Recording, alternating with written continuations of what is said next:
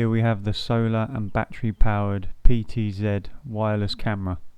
First, let's have a quick look at the user manual. Pause and read sections if you'd like to know more. My favourite feature is having the LED lights that come on once the sensor is activated and having infrared lights for nighttime. On the app you can easily toggle between the two. The camera has 2 infrared lights and 4 LED lights. This camera has a lithium battery. If less than 10 wake-ups a day, a full battery can last over 100 days. Charge the camera for 8 hours before installing. Now let's see what's inside the box. We've got our solar panel that will connect to the top of the camera. It's got a micro USB end which plugs straight into the back of the camera. It's about half an inch thick and the same size of my hand. Now we'll have a look and see what's inside the bag. We've got a USB to micro USB charging cable to charge the camera up with the built-in battery, a Phillips or crosshead screwdriver, 4 plugs and 4 screws to mount the camera to the wall. We have a tilting bracket to connect our solar panel to our camera. And here we have the PTZ camera itself. It feels like it's made well. It's got quite a bit of weight to it. The built-in battery can be charged from a cable or the solar panel. I'll first move the camera around by hand to show you the pan and tilt that the camera is capable of, all the movement and rotation we can achieve with this camera, which we'll be able to do remotely by our app. If you remove this rubber cover, you can see the reset button and a slot to put the micro SD card. Here you can see the on and off switch and a micro USB port which we'll use to charge up the battery, whether this is coming from mains power or from the solar panel. In the box we're also given a micro USB extension cable which extends the power cable for another 3 meters. Here's the bracket that comes for the camera. The bracket does pull apart, allowing you to screw one half onto the wall and then sliding the camera on with the second half and clicking into place, and then you're able to screw up a screw on the side to lock it into place. Now we'll set up the camera. We're going to download the U-Box app. You can scan the QR code in the user manual, take you to the U-Box app, and you can install that onto your iPhone or your Android. First we'll click on register and we'll enter in an email address and a password. You'll be sent an email for you to verify as shown on the right, and we'll go back to the app and log in using your email address and the password. Now add a device, then set up Wi-Fi device. Now we'll turn on the camera and make sure the blue light is blinking. Then click yes. Enter the camera name and address. Here you have the option just to choose front door, back door, whatever, it doesn't matter, and then my home. Then go next. Here you're looking to connect to your Wi-Fi router. To set up I pick Soundwave configuration for this one. New information received. Make sure the volume on your phone is turned up so the sound waves can connect to the camera. Then the screen will appear like this. Click view and you'll be able to see what the camera is showing.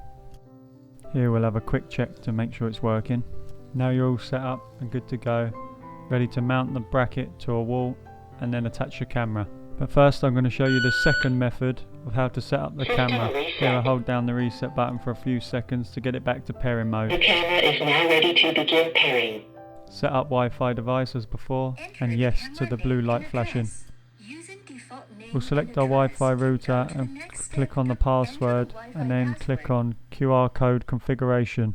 Here you'll turn the QR code to face the camera. Maintain a distance of about New information received. Camera installed successfully. Now we've paired the camera to our Wi-Fi router correctly. That was me showing you the 2 different options you have on when you're setting up. Now we'll test to make sure it's working.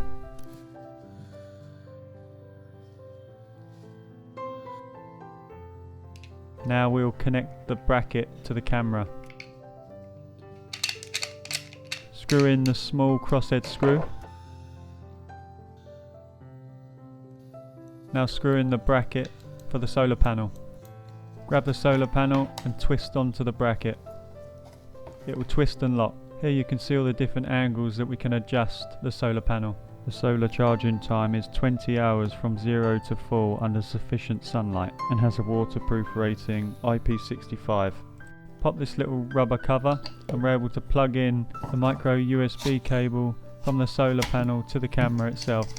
So the solar panel will charge up the battery from sunlight. This will depend on how much sunlight you get, but you can also plug in the mains power instead of using the solar panel if needed. Here you can pan and tilt the camera from the app using the left, right, up and down arrows below the image. As the camera pans and tilts, it's dead silent. You can't hear any of the rotation or any of the movement whilst moving this camera. Now we'll have a look at mounting the bracket onto the wall. I use a small drill bit to mark onto the wall as the holes on the bracket are very small. Here I use a 5.5mm drill bit to drill the holes for the plugs to fit into. I would use these same plugs for brick or for plasterboard walls myself.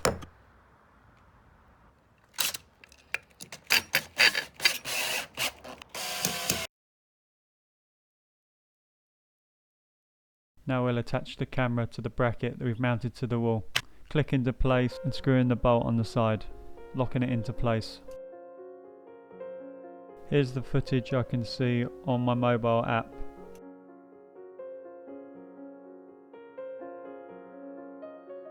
With the arrows below the image, you can pan and tilt the camera, left, right, up and down.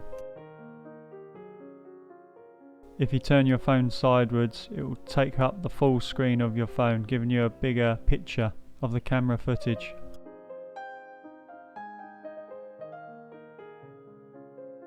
As the camera moves silently, no one would know that you're actually adjusting and moving the camera.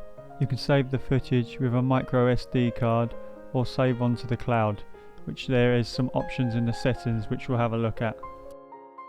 This was to show you the different angles that you can adjust this camera and show you the wide fisheye view you get.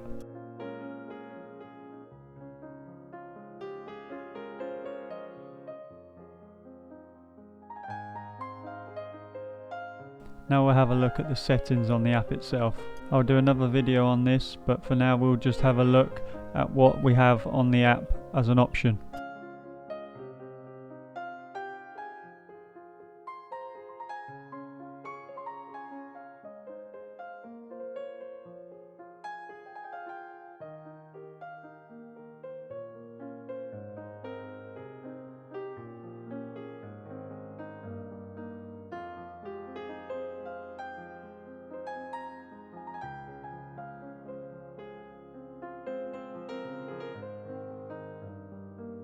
Now if you press the back arrow and then press the back arrow again, you have another area of settings. These are the basic settings, which we'll have a quick look at because they give you other options also.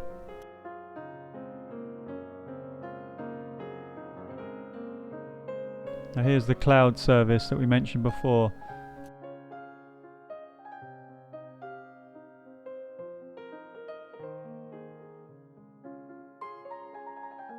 Now if you click on the Me profile in the bottom right corner, you'll see these options. Here you have the frequently asked questions section numbered 1 to 12, which we'll take a look at.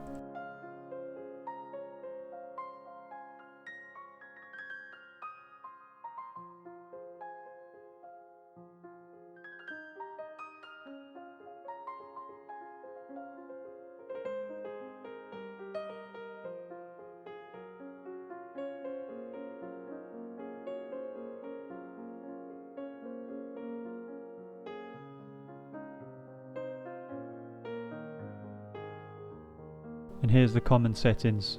There's also another area to adjust. In your phone settings on the app U-Box, you can also change some of the settings there. Thanks for watching. Subscribe for more and click in the links in the description below. Leave any comments below and there'll be more videos coming from me about this camera.